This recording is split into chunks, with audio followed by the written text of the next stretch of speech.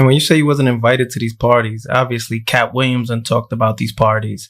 People will mention. I don't know if it's a party. I'm saying that metaphorically. You know what I'm saying? But you've heard about the parties that everyone is talking about. But you've never got invited to them. So I don't know. Really... I don't know. I don't even know what the party. That's how far out of it I am. I don't know. But people call me Illuminati too. It's like, call me what? Okay, cool. I'm Illuminati. Whatever it is. It's like, whatever. I don't care. I really don't give a. I really don't give a. There you have it. Arrow was like, yo, we got to think of a name for you, man. And if you're going to be his personal assistant and slash butler slash umbrella carrier, whatever you going to do, you understand? We got to think of a name for you. We're going to try to make you like Bentley or either Fonzworth or either Bentley. You gotta be, you gotta have that kind of persona. You gotta dress all the time, be neat and the whole 9 yards. And then the dude, Derek, was playing with him like, yeah, I know what you're talking about. I know how to do that. I could be over the top. He was acting like that. You know what I'm saying? I could be over the top. So he was saying that. And the dude, Tony De Niro, said, we got to figure out a name for you, man.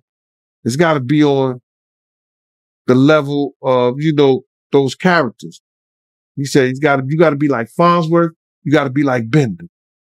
He said, we're just going to call you Fonzworth Bentley. And he said, when I moved to New York, obviously I stood out dressing like this, in a lot of the hip hop clubs and things. And, literally one day he came up to me. He was like, I really want you to work on my fall wardrobe. So I exchanged information with him, a very important two-way number. And now knowing how his schedule is, it was very difficult to get with him, actually. So during his trial, we sent him a lot of, spiritual verses just to kind of support him. And then one day, I left the restaurant. I was working as a maitre d' for 11 Madison Park, a fantastic restaurant in New York City. And I said, you remember the guy from New York City that traveled to you remember the guy from Howard that traveled to New York City to intern with Andre Harrell? I'm that guy in 2001. Please, I need a job. And I started, he said, come to 1396 3rd Avenue on this two-way. And I literally raced to that address and I started as assistant that day. And the rest is... Of course, I think he gay. I think everybody around him gay. And I think you don't get to stay around him unless you've proven that either you are with the shit or the shit don't bother you. You either took part in some foolery, aided some foolery, enabled bad behavior, or have your own ghost, have your own skeletons that he allowed to, I'll do this while you do that. We all good. We don't give a f. This our world. Puffy, it's an addiction, turning people out. That was his addiction. That was his addiction. He didn't. There's plenty of people that he could have. It was his addiction. Y'all don't understand. I look at Bentley and all these people. Come on, man. Now that we know the monster, man, you carry the man umbrella. You was the man. I watched this man disrespect you every chance he got. Talk to you like his bitch. He talked to Harv like his bitch. He talked to D-Dot like his bitch.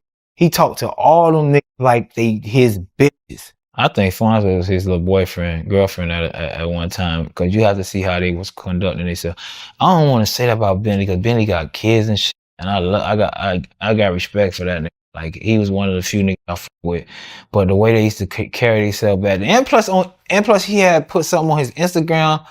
He put something on his Instagram like 4 or 5 months ago, and he was like, "Don't let me tell my story," or some shit like that. I heard they fell out because of he was stealing or something like that, whatever.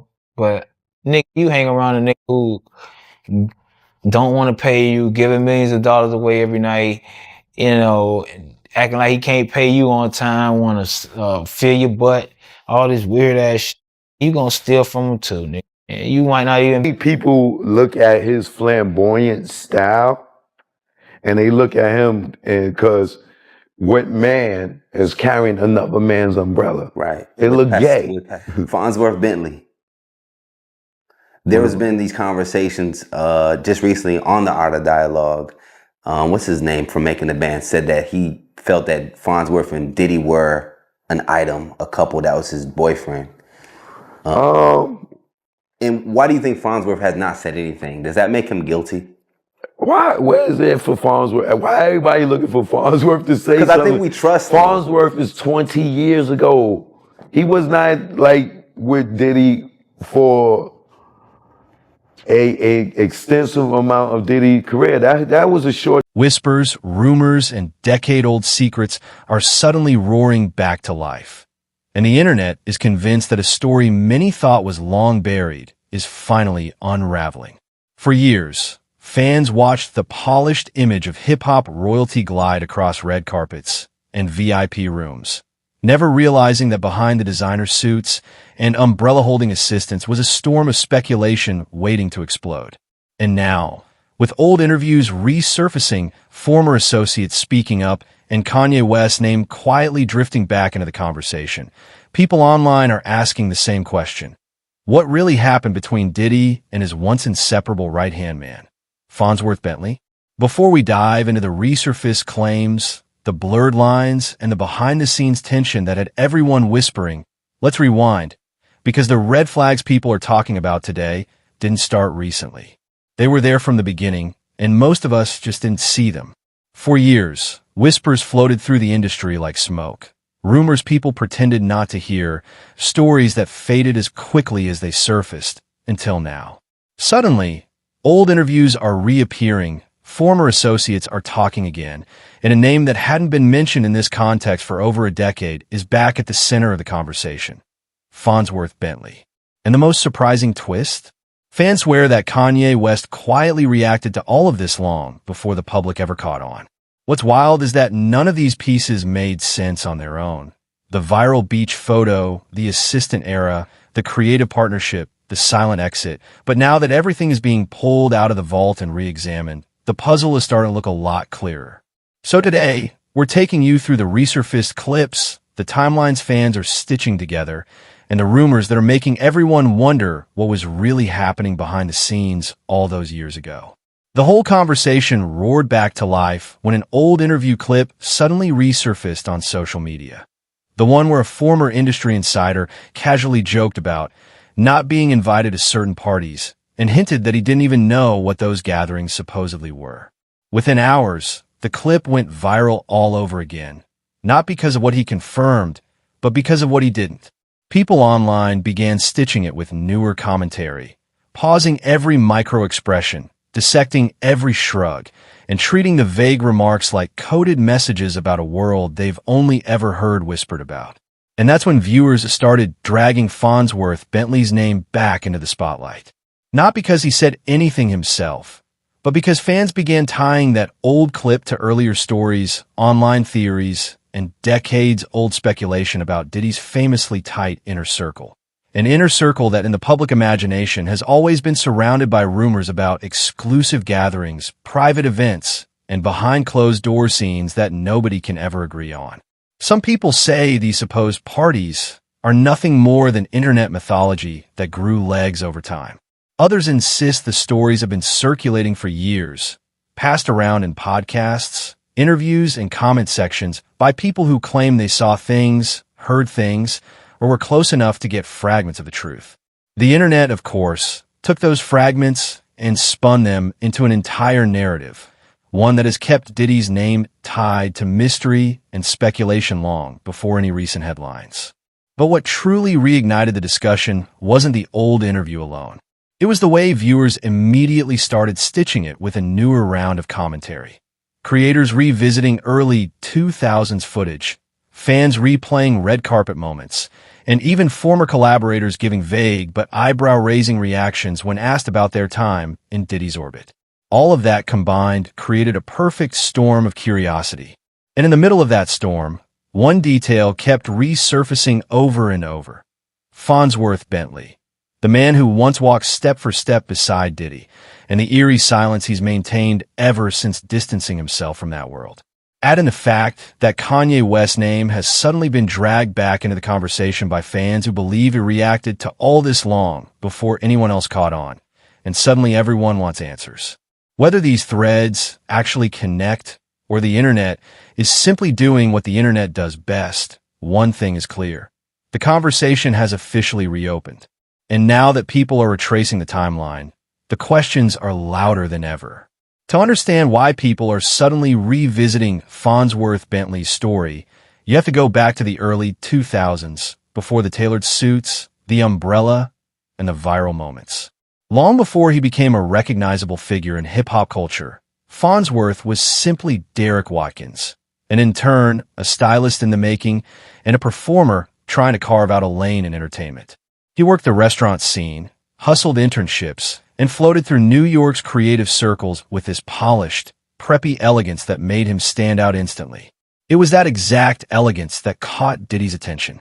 According to Fonzworth's own retellings, the two crossed paths as Fonzworth was trying to break into fashion styling, and Diddy ended up bringing him on as part of his team. From there, Bentley quickly evolved from stylist to assistant, and eventually into a full-blown cultural fixture. And this is where the now iconic image enters the chat. Fonzworth Bentley, in crisp tailored clothing, holding a massive umbrella over Diddy's head at the beach. Fans still debate that photo to this day. Some say it symbolized loyalty, branding, and the over-the-top glamour of early 2000s hip-hop culture. Others argue it hinted at a much deeper, more complicated dynamic that the public couldn't quite decode. Regardless of the interpretation, the image became a snapshot of a very specific era, one that still fuels conversations online.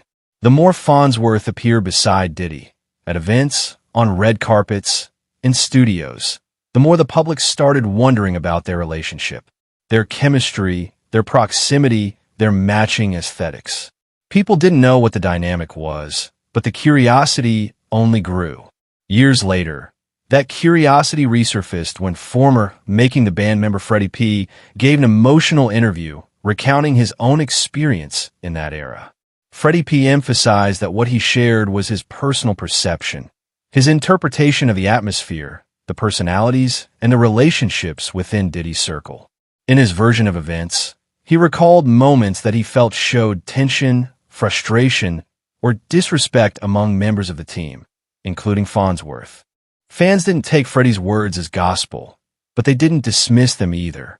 Instead, people began comparing his recollections to old footage and industry stories that had floated around over the years. The narrative that formed wasn't about confirming anything, but about showing how layered and confusing that environment might have been. Some viewers felt Freddie's comments painted Diddy as someone with a dominant, demanding presence. Others argued he was exaggerating based on his own frustrations from the show. Regardless, the interview created suspense. It reminded people that the early 2000s bad boy world was always wrapped in a fog of mystery, rumors, and whispered stories. Stories fans continue to piece together even now. What makes Fonzworth's story even more intriguing is what happened after he stepped away from Diddy's side. Instead of fading into the background, he reinvented himself. He wrote a best-selling etiquette book, Advance Your Swagger, which became a surprise hit. He hosted MTV's From G's to Gents, guiding contestants through a whole transformation journey. He worked on music, collaborated with major artists, and earned respect as a creative, a producer, and a stylist in his own right. But the most interesting part? Fonzworth has never publicly spoken negatively about Diddy. Not once. Not in interviews. Not in passing. Not even when directly prompted. His silence has fascinated fans for years. Some interpret it as loyalty. Others see it as self-protection. And many think it simply proves he wanted to close that chapter and move on. Whatever the reason, his quietness only deepens the mystique around that era. Because the one person who lived through it the closest has never offered his version. What people often forget is that after leaving Diddy's world, Fonzworth walked straight into another powerful creative circle, Kanye West's. Their connection didn't start randomly. It began while Fonzworth was still working on his own music and styling during the mid-2000s. Kanye admired his aesthetic, his ear, and his creative direction, eventually bringing him in as part of the team.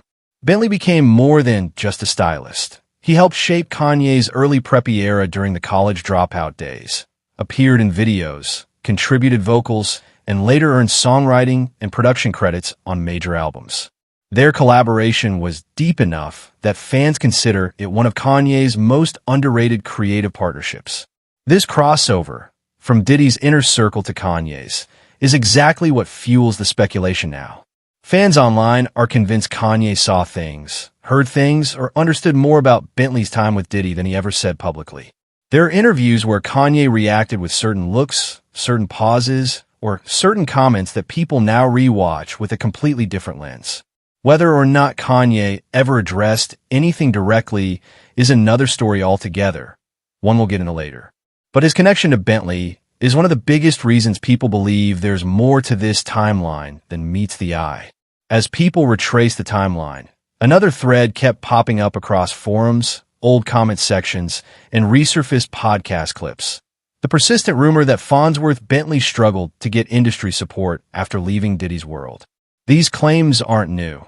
They've been circulating online for years, always framed as speculation rather than fact, but they've resurfaced harder than ever now that the conversation has reopened.